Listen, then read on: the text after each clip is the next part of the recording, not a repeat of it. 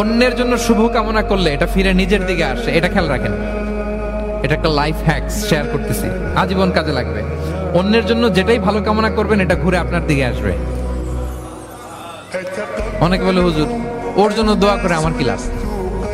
নিজের জন্য আল্লাহ আমারে মাফ করে দাও, আল্লাহ আমারে সমৃদ্ধি দাও, আল্লাহ আমার বেতন বাড়াও, আল্লাহ আমার ব্যবসায় বরকত দাও, আল্লাহ আমার ছেলেরা হাফেজ বানাও, আল্লাহ আমার বউ, আল্লাহ আমার মেয়ে, আল্লাহ আমার আমার আমার সব আমার ভালো আপনি চাচ্ছেন নিজের জন্য, অন্যদের জন্যও চান।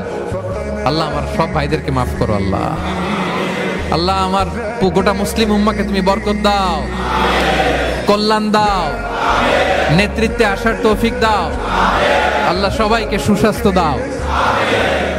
এটা ফিরে আপনার দিকে আসবে। অন্যের জন্য শুভকামনা বহুগুণ বৃদ্ধি হয়ে নিজের দিকে রিটার্ন করে। বিষ্ণু সাল্লাল্লাহু এটাই বলেছেন, মা মিন আবদিন মুসলিমিন ইয়াদউ লিআখিহি বিযাহরিল গায়বি ইল্লা ক্বালা লাহুল মালাকু ওয়া লাকা বিমিসলিন। কেউ যদি তার ভাইয়ের অনুপস্থিতি তার ভাইয়ের জন্য দোয়া করে, ফেরেশতারা ওই দোয়াটা তার জন্য আগে আগে করে। তাহলে অন্যের জন্য শুভকামনা করলে, দোয়া করলে লাভ না লস?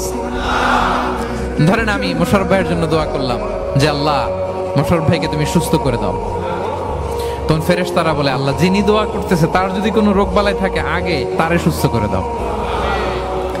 ধরেন আমি